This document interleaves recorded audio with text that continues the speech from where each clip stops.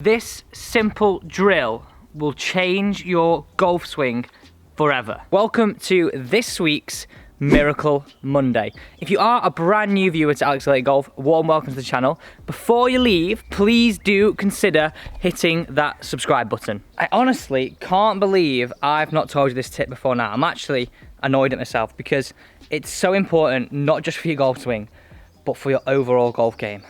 Sorry guys, sorry. Now, I want you to cast your mind back to the last time you played golf. And within that round, was there a point where one bad shot affected the next shot or didn't allow you to put your full concentration into it? Because that's ultimately costing you shots every single round. You multiply that over a season, that's a hell of a lot of shots. Now, on that note, has that happened to you? Because it certainly happened to me a lot of times. I can think on more than one hand how many times I've let one shot affect the next. And you look back at it after a round and you think, why was I so stupid? But this simple tip, actually what I'm going to talk about today, changed my golf swing forever. But before we get into that, I'm going to get into it right away in the next 5 seconds, I promise. Have you ever had a shot which has affected the next one? And the way you reacted to that shot? Because if you have, please just comment that down below. I'd love to hear if it has happened to you. It's the 3 stages to creating the perfect, and I mean the perfect, golf shot. Now, a lot of you thinking about the 3 stages will know stage 1 and 2, and be really aware that we have to have a good routine. So, pre-shot routine, picture the shot, do this, breathe, whatever it might be, pull the trigger, hit the shot. But the final stage, we don't really do. Stage number 1, the pre-shot routine. This is the point at which you are trying to blend a feel into a shot. So each of these zones are going to blend into one another. But this zone is where we all are going wrong. And I promise you, the one simple tip that's going to change your golf swing. So zone 1, this is where I like to have 2 practice swings. Number 1, it would be a feeling, so quite an over-exaggerated feeling. We've seen the likes of Justin Rose, Eddie Pepperell do some quite strange things with golf balls in their hand before they hit a golf shot, really trying to over-exaggerate a feel. So what I'm working on at the moment is trying not to slide through the golf swings. Part of my pre-shot routine is to the top, in, don't let the grip end of the club hit me on the side.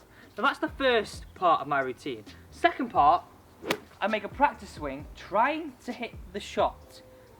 And that's super important because that's our bit where we're trying to blend a feel into hitting a shot. Before I step into the next zone in zone 2, I ask myself, what shot do I see? Now, I appreciate we're in the garden, but go with me on this, guys. It's something that's going to really help you improve at home right now, but something you can take straight to the golf course as well. So I've asked myself, what shot do I see? I'm now in the position to step into zone 2. By the way, guys, have you seen my fancy new mat? I know a lot of you have been asking me about the other mat that I had, but in my opinion, it was absolutely atrocious. Okay, so we're in zone 2. This is the point at which I don't want people to spend more than 4 seconds. A lot of people go wrong in this zone when we're stood here thinking about the shot, trying to premeditate a shot. We get nervous, we twitch, and the longer we spend over this golf ball, the harder it is to pull the trigger. The more tense we become, and the more dependent on the actual result our brain becomes. Now, we don't want to be dependent on the result, because if we're just dependent on the result in terms of is it good, is it bad, our emotions are going to go up and down. So this 3-step routine, the 3 phases, are absolutely key to this. So stage 2, trying to feel that I don't spend more than 4 seconds in this zone.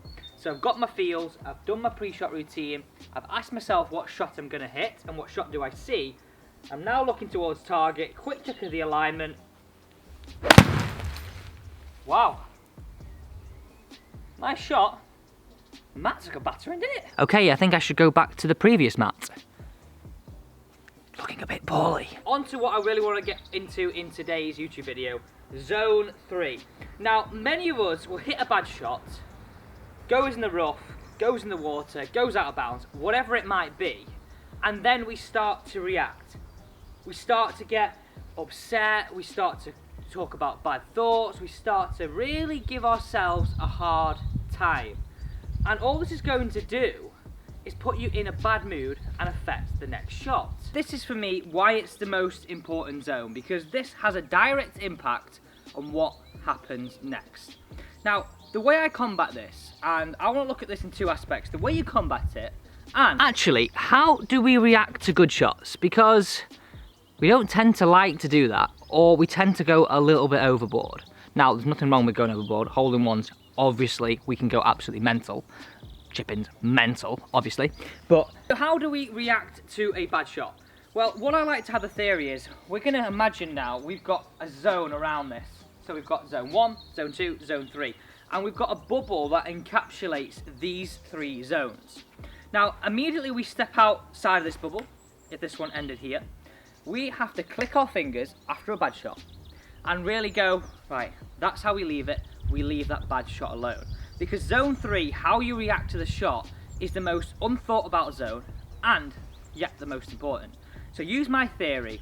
Take a step, once you've taken a step out of the zone, so our 2 feet zone, we've then got to leave it alone. So whether I go this way, or if you've got a caddy, straight to the next shot, you've got to leave that alone. So if we imagine we've got a zone all the way around our golf shot, that is not just where we hit it, you've got steps either side of it, because that's going to allow you to leave that baggage alone and step on to the next area. So if you imagine every time you get to a shot and after you picture around, you've got these 3 feet, 4 feet, 5 feet, 6 feet little bubbles designated around your golf ball on every single shot, because that really gives you a sense of, right, I've got to work as hard as I can in this bubble, then leave it alone. Now, how do you react to a good shot? How do you react? If you do react with it, jumping up and down, get really excited, do comment that down below. I'd love to know how you react, because it's something we never speak about. Like I said at the start of the video, as golfers, we love to talk about our bad shots. But how you react to a good shot is just important. Now, what I like to do talking about a good shot, if you notice and you cast your mind back to Tiger, and Tiger in his absolute pomp. Masters Sunday, black trousers, black Nike shoes, red top. Actually, we'll go for the red roll neck. Unbelievable outfit for me. Club twirl. Now, Tiger doesn't just do that club twirl to look fancy, look posh, look good, even though he does do all those things. For me, he uses it as a trigger to remember that shot. Give himself a pat on the back saying, well done Tiger, that was a great shot, without giving it that whoa, whoa. Obviously the chipping on 16 was a whoa moment, but for your normal shot, you're allowed to give yourself some credit. Now, for me, we always talk about wanting to be as level playing field as we can. Now, I want you to signify bad shots, clicking your fingers. I want you now to signify a good shot with, as you're walking off, maybe you picked your bag up, you put your club in your bag, double tap your right toe on the floor. No one will know what you're doing, but you will, and you'll be able to give yourself a trigger, recognition, and all these things are going to build confidence, build consistency, and honestly change your golf swing and your golf game forever. So the 2 triggers: click your fingers for a bad shot, double tap the right toe for a good shot, and this will really help you build up a stack of memories. So we've talked about in the past building up your foundation. So a lot of people build up foundations good, one bad shot, the house is knocked down. That's no good, because you've got to rebuild. But if you have a signifying area where, okay, click your fingers for a bad shot, double tap for a good shot on the right toe, that is honestly my, it just annoys me how I've not told you this before, because it's so important, okay? Honestly, so important. Now, a lot of you have been watching this content and you saw that I posted about this bad boy, the new Garmin S62 watch. So I teased you. I said, do you want me to give it away? And obviously, I am. Now, in tomorrow's YouTube video, I'm going to give you all the information on how you can win this watch. Just want to say a massive thank you to American Golf for hooking me up, and Garmin. It is a joke of a piece of equipment. I've worn it for a few days just to test it out and see how it works, how I use it. So when I give you the video tomorrow, I'm slick on it. That's all I'm gonna say. I'm pretty slick on it right now, and the features are a joke. I can't wait to get it out on the golf course, but also the fitness aspects as well. Thank you for watching this week's Miracle Monday. Now, I just want to say a massive thank you for Mark Darby. He commented last week, and it was all about 3 things you can't buy in golf, and I'll leave the link at the end of the video if you want to check that out. And he was saying that the player with his favourite rhythm that really influenced him in his golf game was Ernie Els. Now, he does have some pretty slick rhythm. Right guys, that's all we have time for today on Miracle Monday. Thank you for joining me, and obviously if you did enjoy this content, smash that subscribe button down below. Go on, the big red one just down there.